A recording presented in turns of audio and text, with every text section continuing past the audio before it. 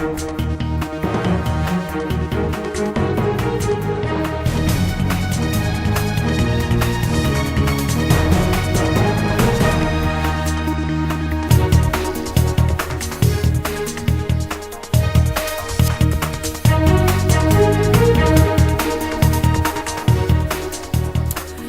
evening and welcome to the Buck Stops here. I'm Barkha Dutt. On the program this evening, a very important debate for the future of India. We look at whether communal violence is the deepest fault line in our country and why riots still cast a long shadow over our claims to modernity.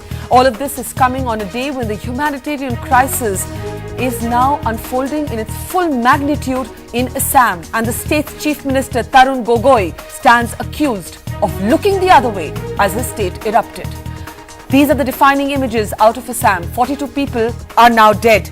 Another 2 lakh people, that's 200,000 people, are living in relief camps or have been displaced.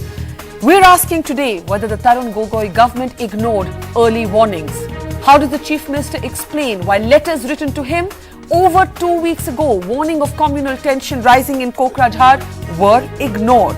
In fact, Muslim members of parliament from Assam have met with the Prime Minister earlier today and they're demanding central intervention.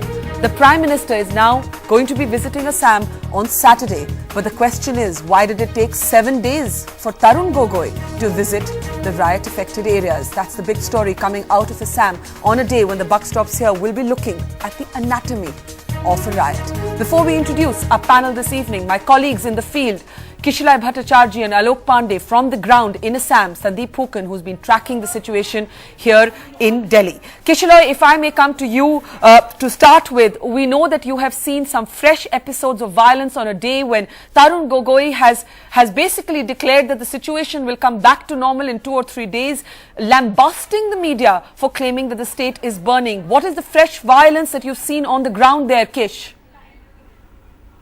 Well, Barkha, just behind me, as you can see, one of the house torched just about 2 hours before we came. There was a heavy shower which failed to douse this fire. And even if the rains douse, Tarun Gogoi will have to find measures, better measures to be able to control the situation. He has been indifferent. The government is not on the ground. The army, just about 13 columns, that is to instill confidence, to basically, carry out flag march, which doesn't really enter into remote areas. So there are sporadic incidents of violence that are being reported every day, every hour. Killings may have gone down. The spurt of killings is not reported anymore. One more killing was reported today.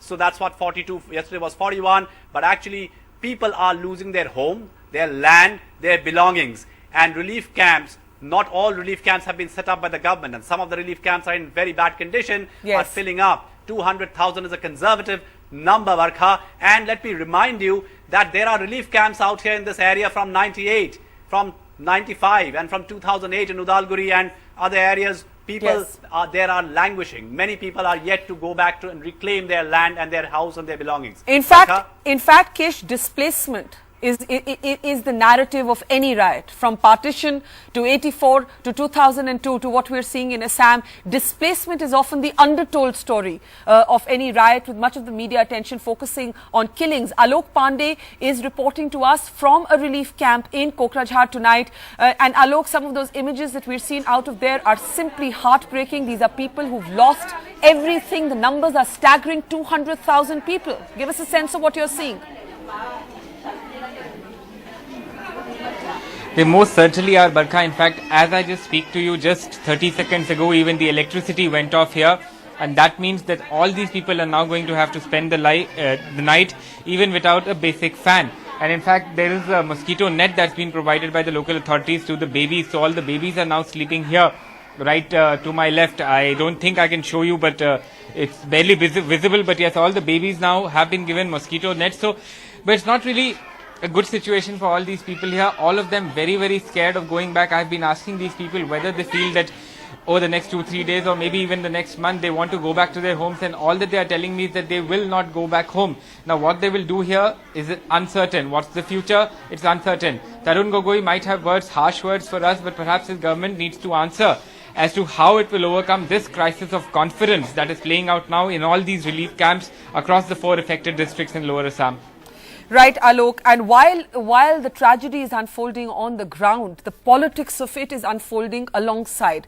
The Chief Minister is now confronted with some very serious questions, especially after these letters have now emerged in the media. These letters that we're holding up for you were written on the 10th of July and, if I'm not wrong, on the 8th of July. That's right, on the 8th of July and the 10th of July.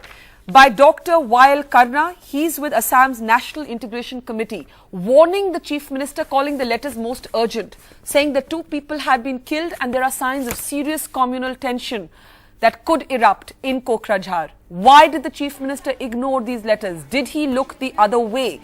The Congress now is perhaps finally recognizing that the state administration and the Chief Minister has some serious answering to do. The Congress in the last 1 hour has announced the setting up of a coordination committee for what's happening in Assam. Sandeep Hukan joins us on this. Sandeep, it isn't just a committee, there's a message in this. Many of Tarun Gogoi's key detractors are on this committee. Is this the central leadership in the Congress recognizing that the state stands accused of inept handling at the very least? That's right. I mean, Barkha, let's not, forget that Tarun Gogoi continues to be the tallest leader for the Congress party in Assam. So it can't really sort of abandon him in the face of criticism from the opposition or from even other sections of the society. Yes, most certainly, Barkha, inept handling is something that has come again and again in media reports from civil society saying that, why did the government not read the early signs? I mean, even if it's not a communal clash, it's certainly an ethnic clash and it could have blown up. Why did they not send in forces, quickly contain violence? These are questions that the government at some stage will have to provide. The state government will have to provide to the centre. But you heard earlier in the day when the Chief Minister said that things are returning back to normal. That's perhaps true, somewhat true in the ground, and in the next few days things will get better. But I think that, and the most important thing that he said, that in the national media do not project that the entire state is burning. Now that's an argument you or I may buy, but quite clearly I think, Barkha, the top leadership of Congress hasn't quite bought this argument. The government's functioning is quite under pressure. In the last 1 hour, as you rightly put it, they have released 2 press releases setting up of 10-member committee, one to have better coordination between the party and the government, state government. The committee will be headed by Mr. Gogoi himself, but it has its detractors. Yes, quite clearly it has one minister. It's no secret, Barkha, really, in Assam, that number 2. The official, the unofficial number 2 in his cabinet, the Education and Health Minister, is having a turf war with Mr. Gogoi. And by putting him in this committee, I think the message is very clear. Functioning of the government is under scanner. The central leadership is not happy. They're watching the functioning of the government. I mean, this is the least that they can do, given Mr. Gogoi's seniority and his stature in the party as well as in the state. And this is a matter that's been taken up. I understand that sources tell me that Digvijay Singh and Rahul Gandhi discussed this issue this evening. But the question, Sandeep, is that these politics will be irrelevant to the 200,000 people displaced and the families of the 42 people killed. Sandeep Hukan, Kishalai Bhattacharjee, Alok Pandey, my colleagues on the ground reporting the Assam story. And now to our subject of discussion on the buck stops here this evening. The anatomy of a riot. We thought that India or Indian secularism or India's ability for the society to hold itself together had moved beyond the riot. But what we are seeing in Assam, hotly debated as to whether it's an ethnic clash or a communal riot, has made us question ourselves again. The BJP has squarely described what's happening in Assam as a communal riot, even going so far as to say that the issue of illegal migration represent what the BJP calls the Congress using Assam as a laboratory for communal experiments. Those are very strong words. But on the program today, we're stepping back and asking a larger question, a deeper question, a more complex question. Is communal violence the deepest fault line in India today? From 84 to 2002, private television continues to debate it. The media continues to debate it, just like we're debating Assam today. But there is no consensus. There is no national consensus, as it were. We've moved from Assam, we've spoken about 84, and now talking about 2002. An interesting and dramatic development there, as Narendra Modi, Gujarat's controversial chief minister, in a lengthy interview, perhaps his first detailed interview on the riots of 2002. Usually he doesn't like questions on them. To an unlikely interviewer, Shahid Siddiqui, well-known journalist but also leader of the Samajwadi Party, literally dares his detractors, saying, why do you keep going on about me apologizing for the riots? If I'm guilty, hang me. We'll bring you excerpts from that interview as we debate the fault lines of India. Let's introduce our panel this evening. With us in the studio, Shahid Siddiqui, the chief editor of Nayi Dunya, who did that very interesting interview with Narendra Modi. Joining us tonight, Manishankar Iyer, Rajya Sabha Member of Parliament, leader of the Congress Party. Also with us in the studio, Sudhindra Kulkarni, columnist and leader with the BJP. Shwapan Das Gupta, senior journalist and commentator, also joining us tonight. With us also in the studio, Ashutosh Varshney, the author of Ethnic Conflict and Civic Life and also the director of the India Initiative at Brown University. And joining us, Harsh Mandar. He was previously a member of the National Advisory Council that actually was the architect of drafting what was seen to be a very contentious anti-communal violence bill. Let me start with you, Shahid Siddiqui, before we throw open the panel to the larger question today. Firstly, as somebody whom Narendra Modi has not spoken to since I reported on the 2002 riots, as somebody who would possibly be labelled as one of those people in the media who vilify me, I'm intrigued as to how you landed this interview. Because not just as editor of Nayi Dunya, but as Samajwadi Party politician, you're on the other side of the political trenches. Why do you think Narendra Modi gave you an interview?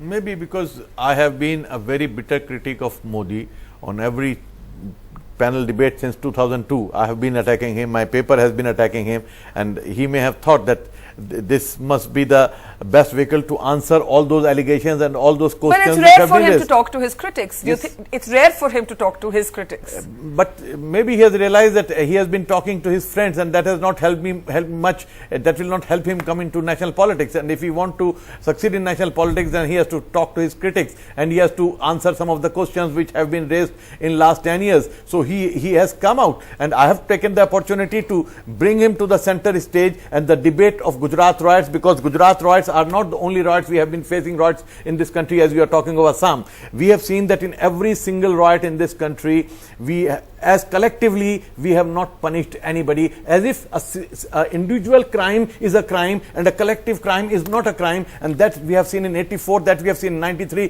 Mumbai riots, that we have seen Nelly in Assam. If Nelly had been faced, then today we have not been facing the situation we are facing now. So we as a nation have allowed collective killing, and we have not been really our system. And I'm not blaming any political party, let me say, including the judiciary, the bureaucracy, everybody is responsible. In last 64 years, we have allowed that to happen. And I agree with you, but can I ask you something? We have this notion of the apology. We had Manmohan Singh, many years later, if I'm not wrong, I think more than 2 decades later, apologizing for 1984, going to the Golden Temple, apologizing in Parliament. Then there were many people, including riot victims like Professor Bandukwala in Gujarat, who argued, if only Narendra Modi had said sorry.